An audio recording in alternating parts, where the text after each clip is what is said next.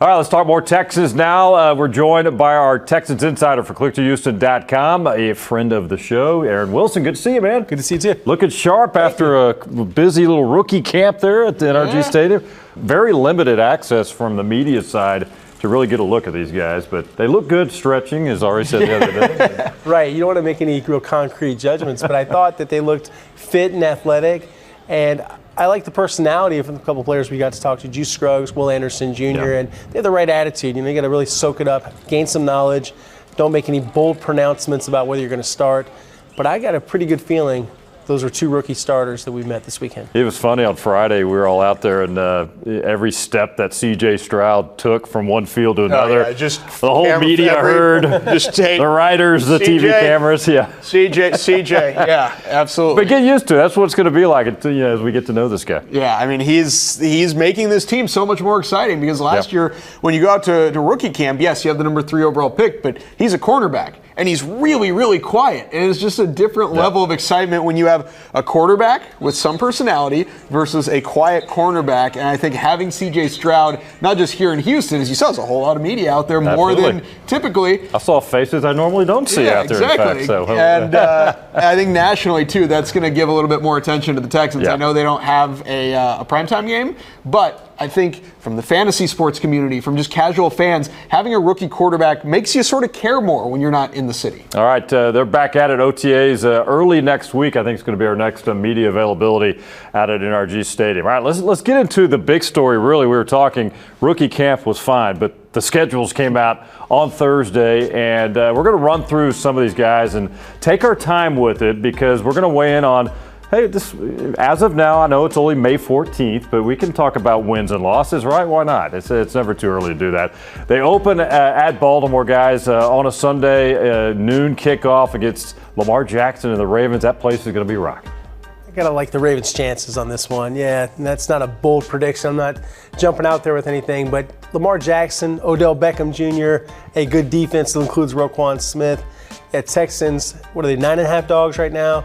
That point spread might go up. Yeah, I'll definitely take the Ravens win. What are you thinking, Art? Yeah, I mean, but we look at these first 4 games, that could be 2-2. I think you could win both of those home games. The Steelers are not as deep and not as good as they typically are as the Steelers. That's not a lose, that's a winnable game. You could win that. 2-2 start, I think, is realistic and possible. We think about the schedule, and I look at it, I think the Jaguars, that's the game that's probably the hardest to win of that group. And I think the Colts game, just depending on Anthony Richardson, how quickly does he come along, or is it Minshew mania? Is Gardner Minshew out there quarterbacking the Colts? They've beaten Gardner Minshew before. Jonathan Taylor, a tougher, when he's healthy, a tougher obstacle. But I like the chances against the Steelers. I agree with you. I just don't think that Kenny Pickett and those guys are that good. All right, first 4 out of the gates there for the Texans. Let's move along in the rest of the schedule. We'll kind of comb through it here and weigh in. This second 4 now includes the bye week, guys. At Atlanta, hosting the Saints. You get the bye week leading up to that trip to Carolina. This is when I think some W's start piling up a little bit. I don't really think anyone other than the Saints is that much better than them. And who knows what Carolina's going to be like. They do have a few blue chip players. Bryce Young, Brian Burns. They've got some guys. J.C. Horn. But in my opinion, a couple other games are winnable. And I could see them maybe going 2-1. I'm going to go 1-2 in this group. What do you think? I mean, I'd be more confident if you flipped home and away on these because the Falcons, I think, are a similar level team to the Texans. So are the Panthers. Those could be kind of anyone's game. I think the Saints, better quarterback, a little bit more depth than the Texans have. It's nice that it's at home. I can see them going 2-1. I can see them going 1-2. But that's the nice thing is we're not looking at this team right now and being like, they're 4-13. It's a lot of toss-ups here. All right, so 7 games in, including the bye week. Let's keep it moving. Getting on that back half of the season now. You got the Bucs coming to town. This is a November. You got 3 out of 4 at home, guys. I think the chances of splitting these at least. And I'm not real impressed with the Buccaneers. I am impressed with the Bengals. I think Joe Burrow will come in here and do some damage. And you think about the Cardinals, they may be one of the worst rosters, if not the worst roster in the NFL. And I think they're trying to tank, in my opinion.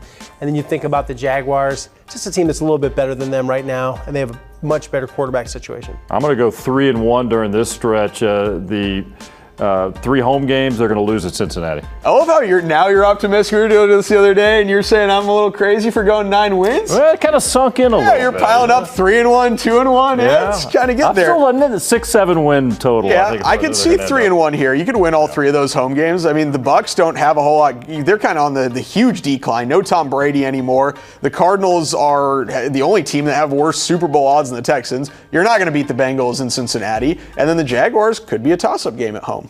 All right, so you go down to the final stretch of this regular season for the Texans as you hit December and take it into early January. The stretch begins at home against the Broncos, then back-to-back on the road. Jets-Titans, Deshaun Watson and the Browns on Christmas Eve, Titans at home, and then you end it at the Colts. I think there's a good chance here they win about 3 of these games. I'd like the opportunity, maybe not so much against Denver and the Jets, but I don't think the Titans are going to be particularly good. I didn't really get the impression last year from Deshaun Watson that he'd really shaken off all the rust. We'll see what is Deshaun Watson like this year. And you think about other games like the Colts game, we'll see. We don't know what the development's going to be like of the 2 rookie quarterbacks, and that might be a point where we can really measure what's C.J. Stroud's rookie season like and what's Anthony Richardson's rookie season like. I'll go 3-2 in this group. That would put me to about 7 wins on the season. I think that's realistic for this team. What do you think, Art? I think some of these games are a toss-up. I mean, you get the Broncos at home. Russell Wilson was awful last year, and they were pretty beat up by the end of the year. I think you want to catch Denver this late in the season, and you don't want to catch Deshaun Watson this late in the season. I think if that Browns game's like week 4 and he's still shaking rust off, I have a little more confidence. By week 16, if you're the Browns, you hope Deshaun has kind of gotten back into the rhythm of what he's supposed to be at quarterback. Both those Titans games are winnable. I'm not scared of them at all. Colts game's winnable. If Aaron Rodgers is still playing and there's no by week 14 controversy, the Jets are probably quite a bit better than the Texans, and it's on the road, so there's probably your loss definite there. Yeah. But 5 of those 6 games, they could win them. All right, so you've got, 8 or 9 wins for the season, right? I would say a max of 9 and 8. I'm looking in more 7 and 10 range. I think I was at 6 or 7. I may have said 7, as far as what I predicted. So 7. I'm going to go they could probably go 4-2 during that stretch. Wow. If they're healthy, maybe. Especially those last 2, I think they can win. All right, so the schedule is out. No primetime games for the Texans. Not a big deal to me. I'm not sure they really earned that anyway, and this is the first time in the NFL you don't have to have a primetime game. Right, 1 of 4 teams not to have any primetime games. And I also feel like, what is the marquee about the Texans? Why should they be on TV? And where's the relevance? Yeah. And they're not really there yet. Yes, you have a coach that was one of the hottest coaches of the hiring cycle. You do have some promising young players. But other than Dameon Pierce, Laramie Tunsil, how many real proven commodities are around here? And in my opinion, you just don't have a lot of Pro Bowl guys to earn primetime television. And like D'Amico Ryan said, hey, you got to earn it. Maybe it's the internal motivation. All right, so rookie camp in the books, OTAs around the corner. A lot of football from the Texans coming up in the weeks and months ahead. Aaron Wilson, as always, ClickToUsA.com, Texans Insider. Appreciate you hanging out, man.